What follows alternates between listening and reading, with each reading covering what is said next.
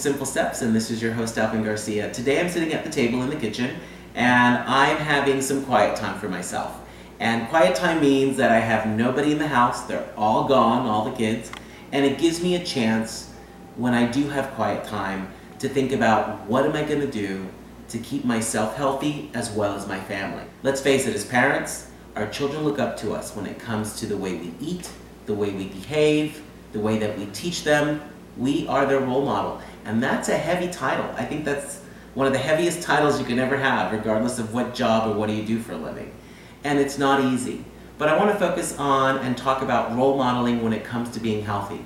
Sometimes I see parents that are very healthy for themselves, and then I see the kids eating things or doing things that they shouldn't be doing as far as health is concerned. And I go, there's a disconnect there, and it shouldn't be that way. If we're trying to become healthy and we want our meals to be such and we're exercising, why don't we instill that in our children's lives? I have two stories to share with you that I think are very important to me. One of the stories that I have is one when I was about, I'd say 13 years old, and that's a long time ago. My aunt had her son, John Albert, and I remember her complaining all the time that John Albert didn't eat, he didn't have an appetite, and then when he did, he would just eat whatever was in front of his face. She talked to the pediatrician, and I remember this story as she was sharing it with my mom. And the doctor said to her, what you need to do is that when he's hungry, give him good food. Don't give him junk. Give him real food. And that's funny because it's years later and I still remember that story. Now, what does it have to do today? It actually clicked. That story actually clicked in my head that we really need to feed our children as well as ourselves real good food.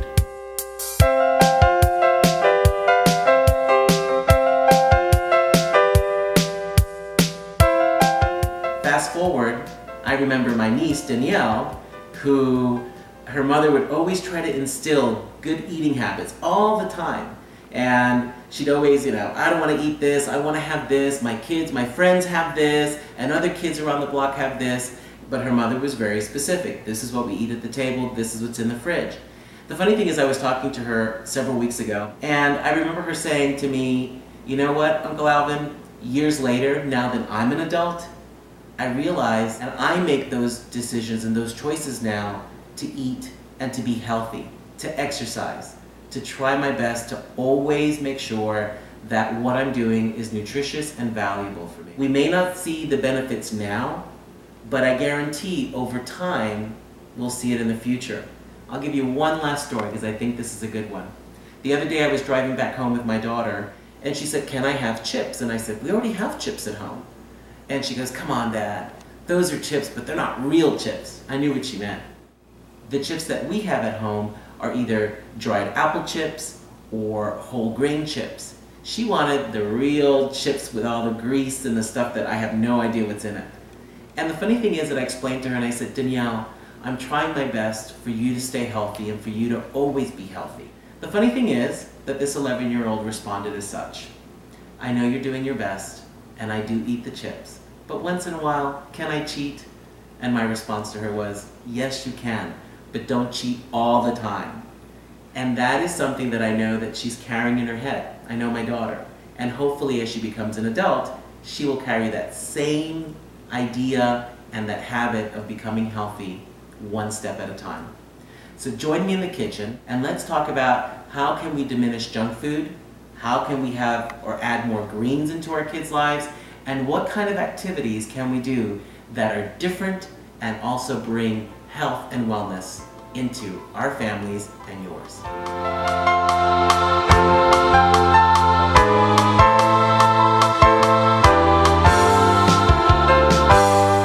So, how do you start? I mean, this is my pantry, and I'm gonna have you guys take a look at my pantry. You should have seen it probably weeks ago. It was a train wreck.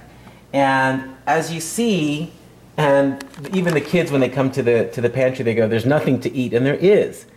We have almond butter, we have peanut butter, we have some canned goods like garbanzo beans and black olives.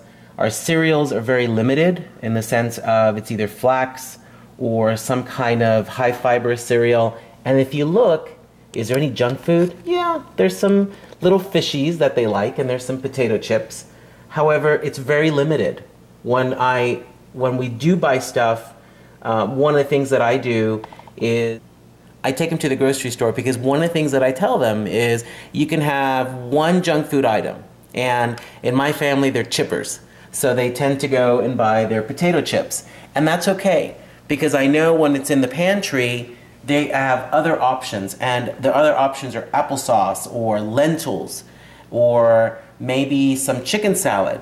So what they do is they tend to go towards having some really good food, and maybe there's a little junk in there and I can compromise, but there's more good than junk going in their bodies. So that's an example. So if you have the chance, clean your pantry out and see what's good and see what's not, and go ahead and make that decision of what you want them to eat.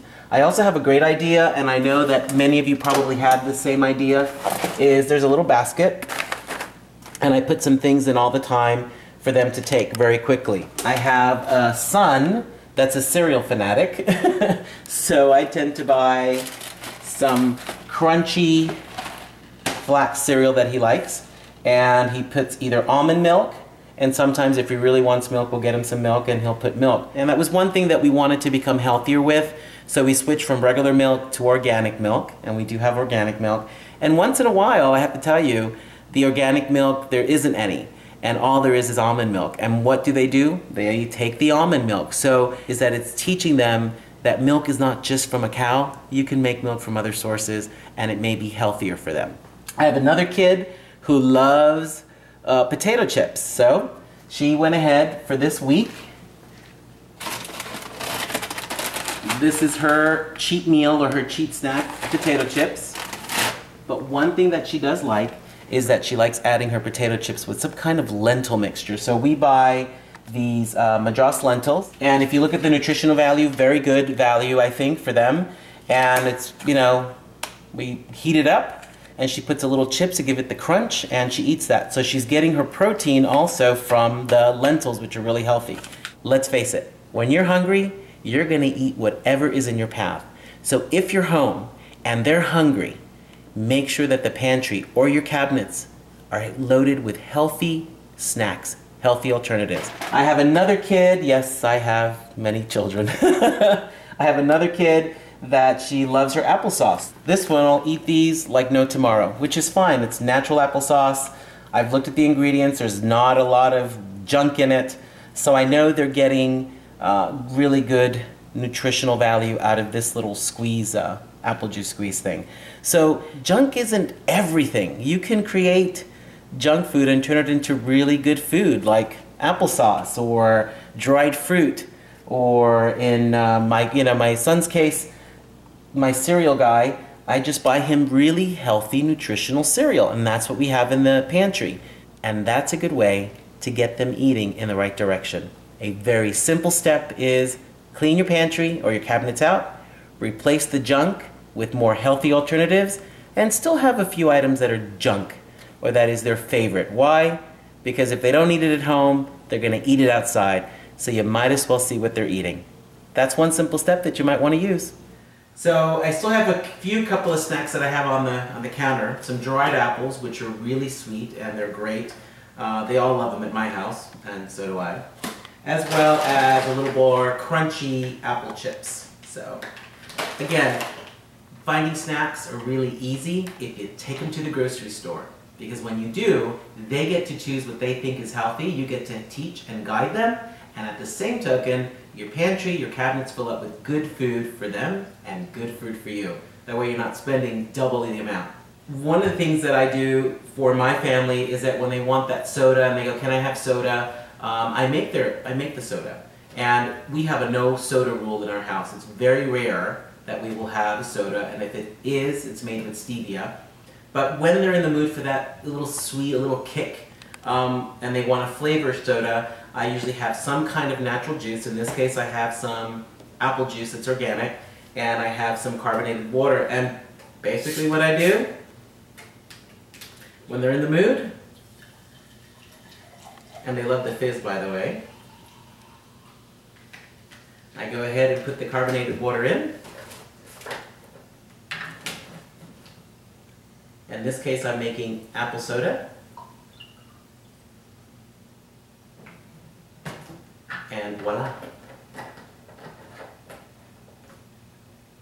And here you have it. Apple soda.